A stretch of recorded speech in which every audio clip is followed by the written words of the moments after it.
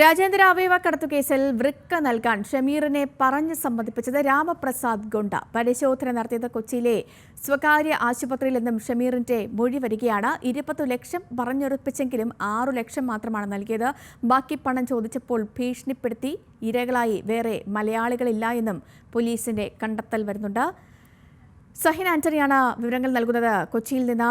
സഹിൻ, ഈ നമ്മുടെ അവയവക്കടത്തുമായി ബന്ധപ്പെട്ട നിർണായകമായ വിവരങ്ങളാണ് കഴിഞ്ഞ കുറച്ച് നാളുകളായി പുറത്തു വന്നുകൊണ്ടിരിക്കുന്നത്. വലിയ ഡീൽ ഉറപ്പിക്കൽ നടക്കുന്നു. 20 ലക്ഷത്തിന് ഒരു ഡീൽ ഉറപ്പിക്കുന്നതിൽ 6 ലക്ഷം നൽകി.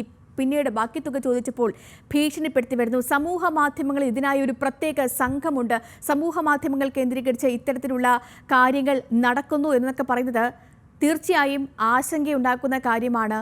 പോലീസ് എന്ത് പറയുന്നു ഈ ഒരു വിഷയത്തിൽ? പുതിയ വിവരങ്ങൾ.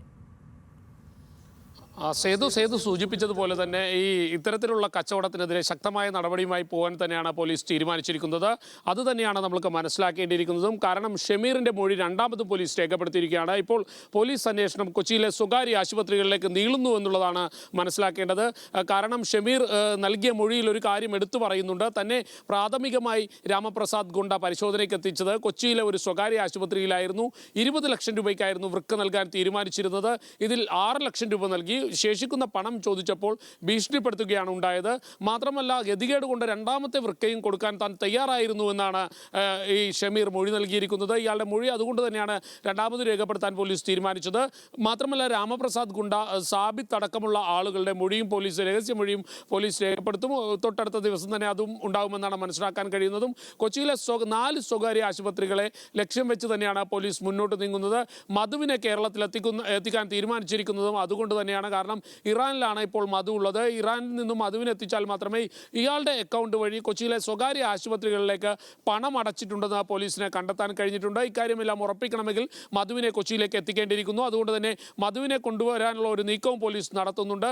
എന്തായാലും ഷമീറിന്റെ മൊഴി, ഷമീറിനെ മാപ്പുസാക്ഷിയാക്കാൻ പോലും പോലീസ് തീരുമാനിച്ചത് ഇത്തരത്തിൽ സ്വകാര്യ ആശുപത്രികൾക്കെതിരെയും അവയവ കച്ചവടം നടത്തുന്ന മാഫിയകൾക്കെതിരെയും ശക്തമായ നടപടി സ്വീകരിക്കുന്നതിന്റെ ഭാഗമായി തന്നെയാണ്. നേരത്തെ സേതുലക്ഷ്മി സൂചിപ്പിച്ചതുപോലെ സോഷ്യൽ മീഡിയ വഴിയുള്ള അവയവ കച്ചവടം ശക്തമായി മുന്നോട്ട് പോകുന്നു എന്ന് തന്നെയാണ് ഷമീർ മൊഴി നൽകിയിരിക്കുന്നത്. ഒരുപക്ഷെ ന്യൂസ് മലയാളം പുറത്തു വന്ന സമയത്തും നമ്മൾ അവയവ കച്ചവടത്തെക്കുറിച്ച് വിശദമായ വാർത്തകൾ പുറത്തുവിട്ടതാണ്. ഇക്കാര്യങ്ങൾ കൂടിയെല്ലാം അപ്പോൾ അന്വേഷണ സംഘം പരിശോധിക്കുന്നുണ്ട്. കൊച്ചിയിലെ സ്വകാര്യ ആശുപത്രികളിൽ നടക്കുന്ന അവയവ കച്ചവടത്തിനെതിരെ ശക്തമായ നടപടിയുമായി അന്വേഷണ സംഘം മുന്നോട്ട് പോകുമെന്ന് ഈ ഘട്ടത്തിൽ പ്രതീക്ഷിക്കാൻ കഴിയും. സേതു. ശരി സഹിൻ, എന്താണെങ്കിലും ഈ കൊച്ചിയിലെ സ്വകാര്യ ആശുപത്രികൾ കേന്ദ്രീകരിച്ച് നടത്തുന്ന അവയവക്കടത്ത് അത് വലിയ രീതിയിൽ ചർച്ചയാകുന്നു. വലിയ കൂടുതൽ കണ്ണികൾ ഈ ഒരു കേസിൽ ഉണ്ടാകുന്നു ഓരോ ദിവസവും. മാത്രമല്ല, ഏറ്റവും പ്രധാനപ്പെട്ടത് സോഷ്യൽ മീഡിയയിൽ അവയവക്കടത്ത് സംഘം സജീവമെന്ന ഈ പ്രതികളുടെ മൊഴികൾ, അതും ഏറ്റവും ഗുരുതരമാണ്. എന്താണെങ്കിലും അന്വേഷണ സംഘം ഇതിൽ കാര്യക്ഷമമായ അന്വേഷണം നടത്തി പ്രതികളെ എത്രയും വേഗം കണ്ടെത്തും. ഈ ഒരു കണ്ണി ഇല്ലാതാക്കാനുള്ള ശ്രമം എത്രയും വേഗം നടത്തും എന്ന് തന്നെ പ്രതീക്ഷിക്കാം. സഹിൻ ആന്റണിയാണ് വിവരങ്ങൾ നൽകിയത്.